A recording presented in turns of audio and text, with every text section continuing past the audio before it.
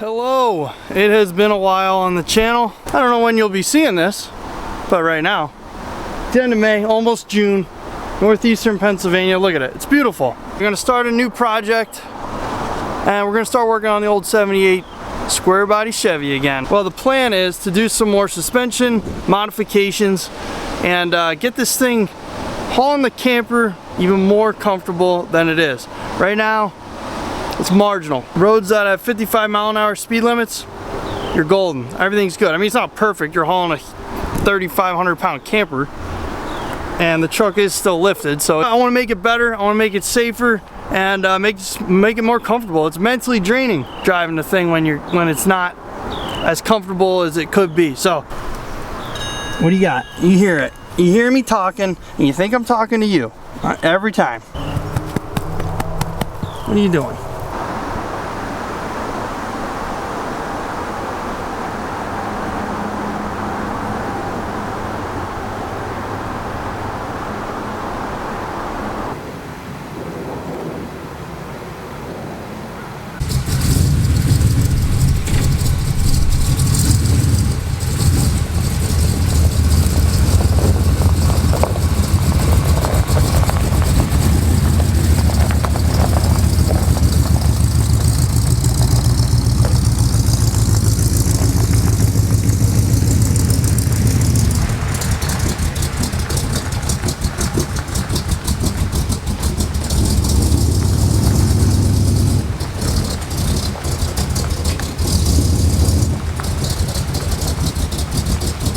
Got Dana 60 in the front.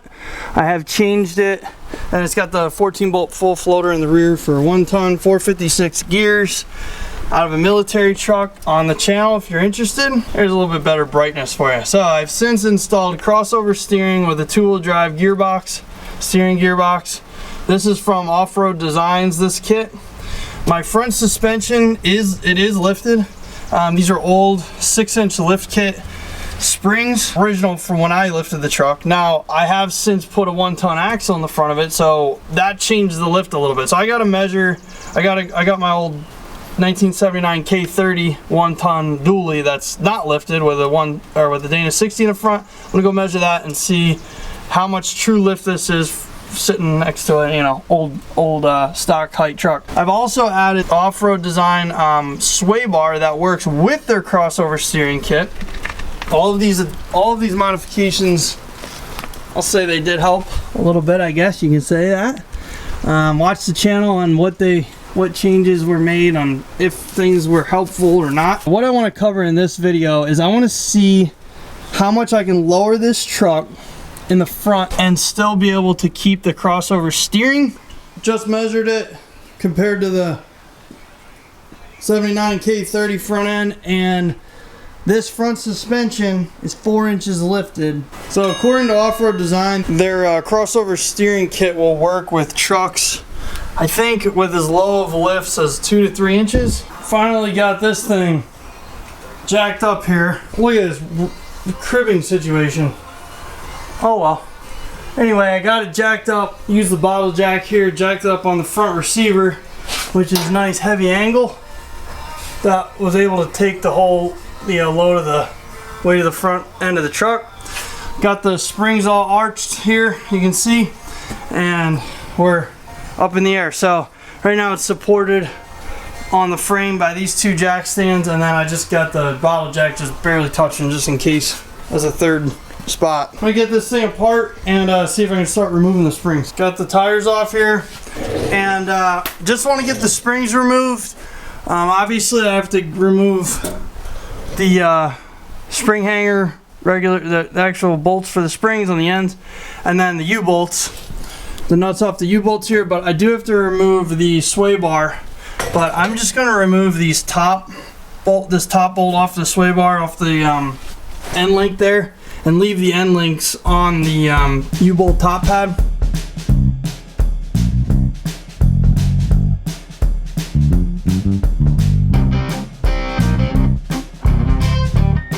Try to break loose the U-bolt. My deep well socket's not deep enough because the U-bolts are pretty long. I'll show you this trick. 15/16 wrench and then a bigger wrench. try this. Oh, there we go. Got everything loose. Everything cracked free. I didn't try that one yet. I did get it loosened. This guy, the front one here, is loose, but the bushing within the bolt is seized in. So the bolt came loose, or the nut came loose, and I tried getting in here with a hammer and then using an air hammer right there, but that didn't work. So that bushing is seized on this bolt. This happens almost every time I try to take U-bolts out, and I gotta cut, usually here and here, gotta cut just the bolt. You don't want to cut this bracket. You just cut just the bolt and bushing. Got the spring loose. Did have to cut both sides, like I said. Did hit the bracket a little bit there, but not too bad. And as you can see, it's loose. So I supported the axle with another set of jack stands here on blocks, so it's supported, and the spring is now off, or pretty much loose. And I'm just gonna take that thing and just slide it out of there.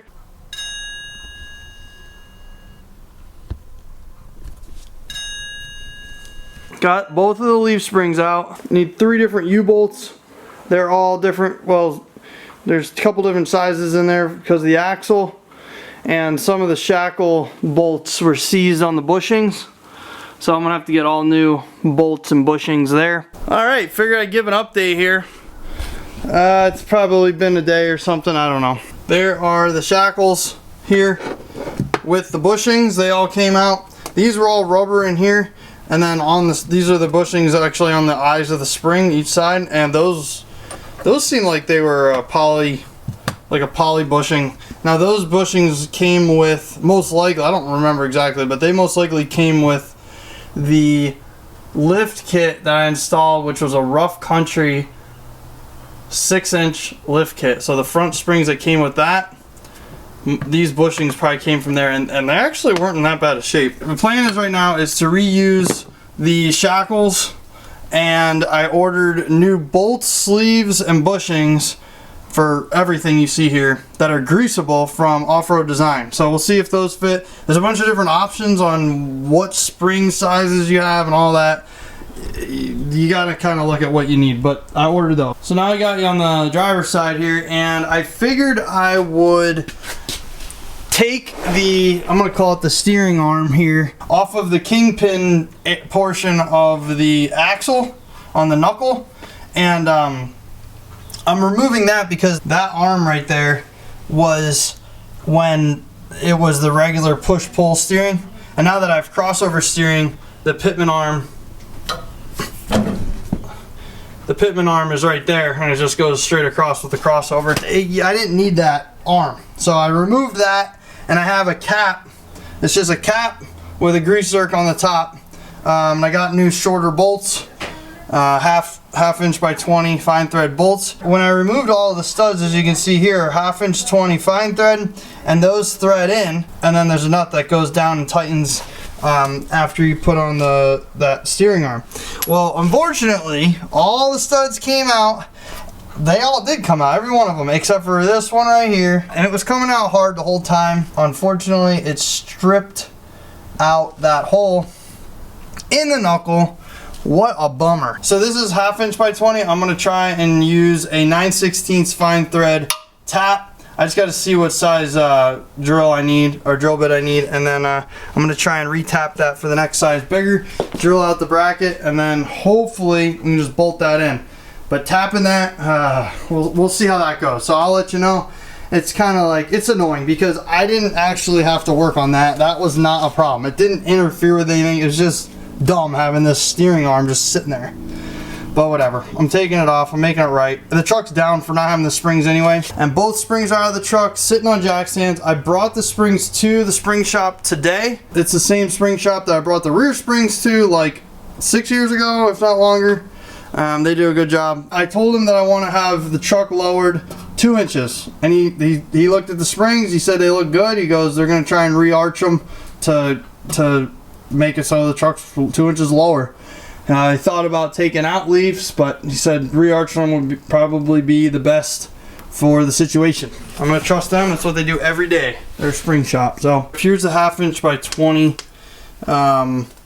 which is a fine thread bolt that's supposed to go in there. And I got the correct size drill bit for a 9/16 18, which is fine thread tap. Thanks to family who lent me this tap. And then I got the correct size drill bit, which in this case is 17/32 to drill and tap for 9/16 18.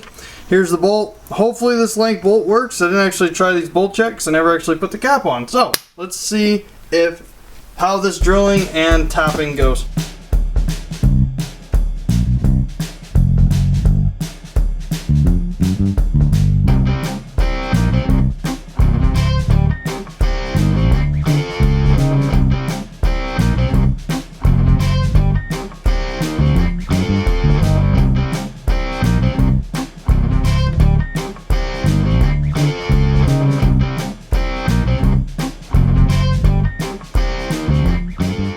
It's completely tapped down to as far as I drilled, at least. And here's a 9/16 by 18 bolt. It's 1.25 inches long. So I got this Felpro gasket. It's just raw material essentially. Well, it's just like a big pack, and you have to cut your own gasket for this right here. Because I went to the parts store, they didn't have a gasket for this. I got a trace for the inside diameter here. This oil can is about perfect. I'm just centering it up on my marks. I'm gonna mark. This is the cap, and the cap was drilled out for 9/16 here. So that's the one that we got tapped bigger. There's the 9/16 bolt. I just used the 9/16 drill bit, wallowed it out a little bit, and then used a countersink right there to chamfer the edges a little bit, right, Sherman? But look at that gasket situation there. And then what I'll do is I'll use number 2 Permatex gasket sealer. I like this stuff. It kind of never dries. Number 2 Forma gasket, it's called, by Permatex. And I'll smear that just a tiny bit around both sides. But we got the old cap off with the steering arm. Got the new cap on. What I ended up doing was, these are the 1/2 inch bolts. That's the 9/16 bolt, the new one, that I retapped. These all have lock washers on them. I went without a lock washer on this one. I don't know. I just probably should have put one on there now thinking back, but I'll keep an eye on it driving it. I did put a bunch of blue Loctite on there, so then hopefully it won't back out. And I torqued these to 80 foot-pounds, which is what I read on a couple of message boards for the torque spec for these. And I did not torque this one down that tight. I just went pretty snug with a 1/2 inch ratchet, and we'll see how it goes. It's a few days later. Got the springs and U-bolts back from the spring shop. There was a broken spring, they said. So they had to replace a leaf, and then I'm not going to say re-arched them, but I forget what the term is, but they flattened them out. And hopefully it's going to lower it 2 inches. And then I got 3 new U-bolts. They're rusted, weathered, oily, you know. So it is going to rain here soon. I'm going to clean these up using a grinder with a wire wheel on them.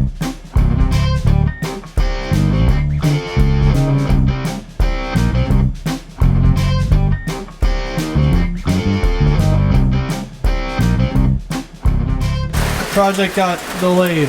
I was trying to paint outside and can't be doing that when it's raining. Okay, I tried to lay this out so that it makes the most sense. I mean, without it being on the truck, it's hard to explain. But just imagine that there's a leaf spring here and here. And we're standing, you know, the front of the truck is this way. And we're in the middle of the truck looking forward like you're standing in the cab. These are the bushings that came off of the front eyes of the leaf springs. And then you have your shackle, which these are the original shackles. And then the sides of each side or whatever, they'll get bolted in like that.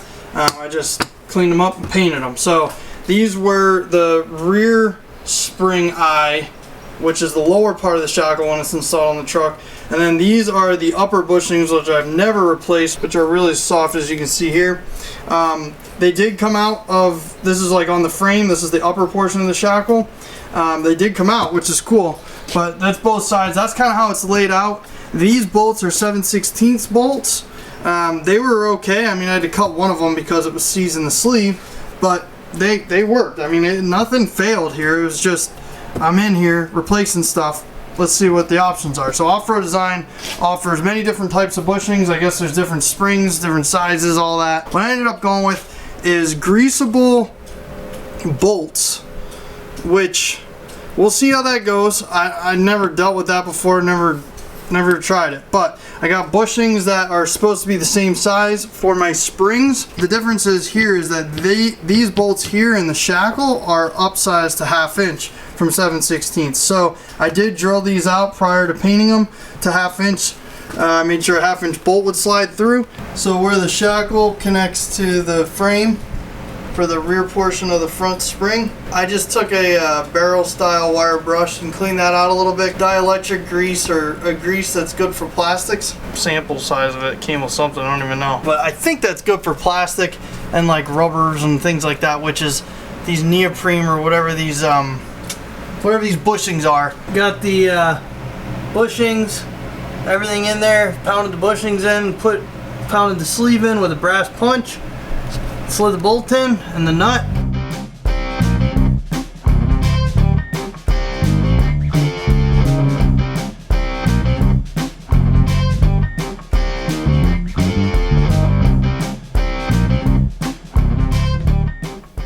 Dang. What are you doing? New springs are in. Well, revamped springs, I'll call them. All the bushings, everything I explained, all the bolts, they are hand tight, let's just call them. And I got all the U-bolts tight. The springs are holding it up. I don't know if my shocks are long enough, or they might be too long now. I don't want to blow them out if I hit a bump. I want to test drive this thing, so I took the shocks off. The sway bar end links, I think, are going to hit my little brake drop situation, so I'm not going to do the brakes tonight. So I'm just, because the shocks aren't there, I can just bend that out of the way, and I have, look at that zip tie situation. So I have the sway bar zip tied up. Once I get the tires on it and get weight on the springs, then I'm going to torque all the spring bolts. I was looking to see if I could find a torque spec on those, because if you really start tightening them, they start squishing the bushing, and they are lock nuts.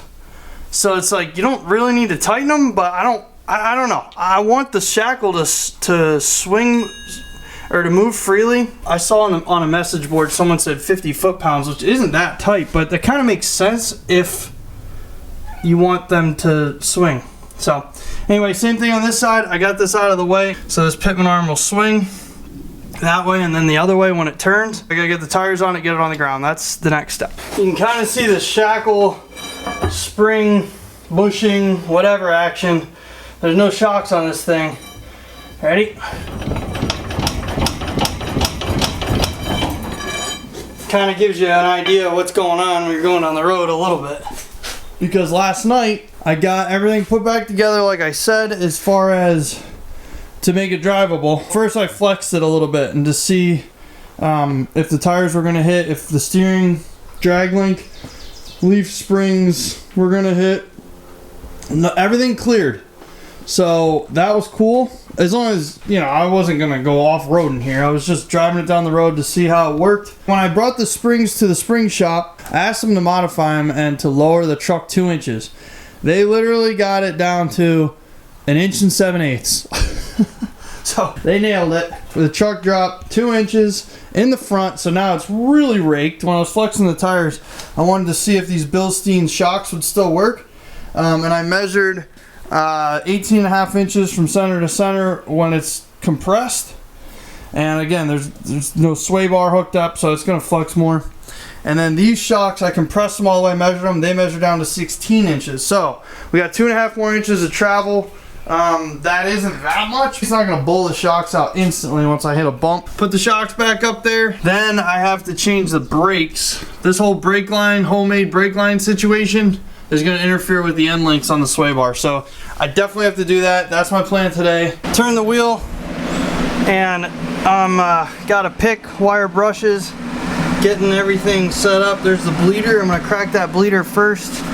There is the rubber line that I got to take off the caliper, which hasn't been off in a long time, probably over 10 years at least. And then this is the situation that my dad came up with. It worked great for all these years.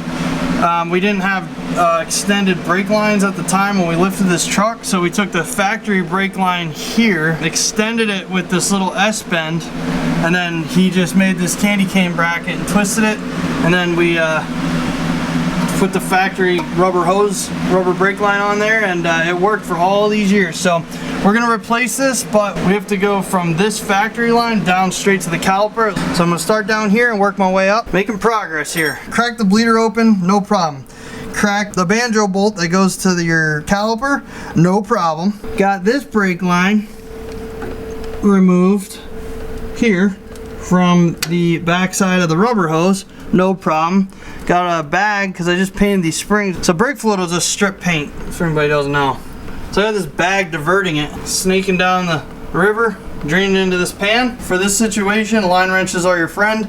But if you know you're gonna replace the lines, you can always cut the line and then use a 6-point socket on the end of it. Got the little brake line out of there. So I just realized that this is a new brake line that we had put in there when I first restored this truck, probably in like 2008. So this brake line broke loose. I didn't have to heat it or anything. I couldn't believe it. But that's the reason why. It's because we had already replaced it. So before I reinstall the new brake line, which I got from Off-Road Design, which is this braided style, I did confirm that it is the correct thread for inside of here for the new brake line. So that's good. I gotta remove this one, and then I gotta cut this bracket off. That was one piece. Cut that off. There's still a tag going up, but that's okay. It's not gonna get in the way. Got the second side started here. And of course, running into some issues. Wouldn't expect anything different, right? Well, the good news is we got the bleeder broke free, and we got the banjo bolt off the caliper off. And we got the brake line that we put in. But this brake line, that's original, with it's got the coil EQ around it, is super soft. The nut is not spinning about the brake line, and you can just tell how thin the material is when you turn the nut. You can just, the whole brake line just turns like it's tinfoil thickness. Like, you can just tell.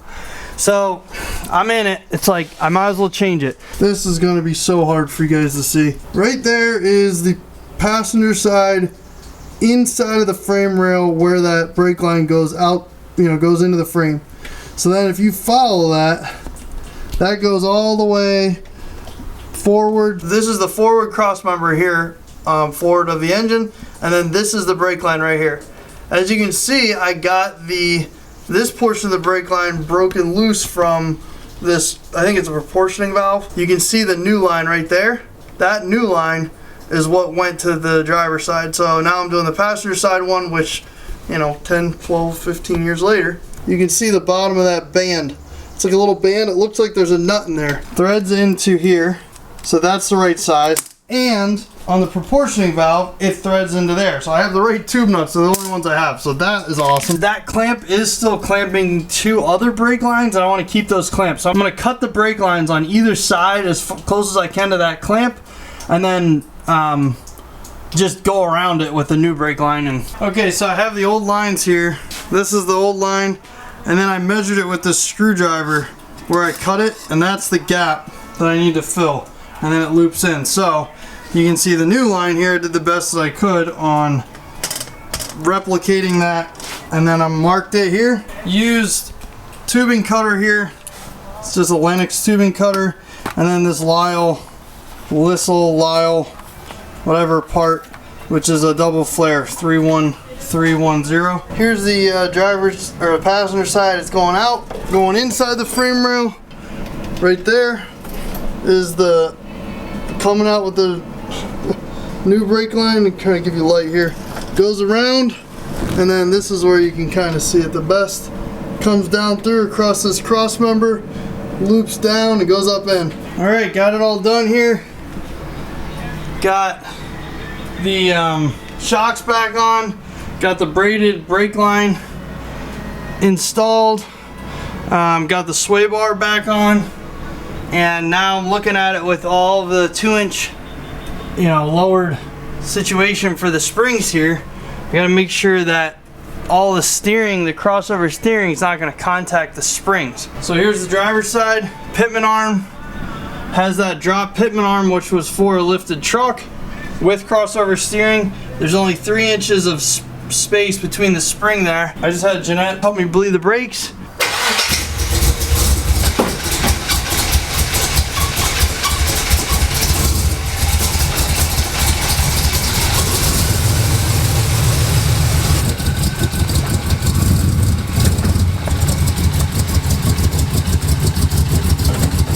Probably need to get smaller tires, which I knew that, but I'm still just testing it with these tires.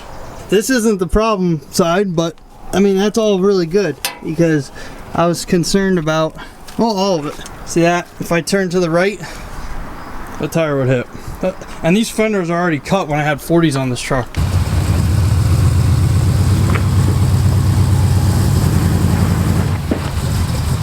There you go, flexing this side. The one thing I'm most concerned about right now is that right there, this pitman arm distance to the leaf spring, and well, it'd be like actually it's the drag link to the leaf spring, but it's where the pitman arm is. So that's pretty dang good. Okay, let's get this thing back the way it's supposed to be. Take down road, see how it handles.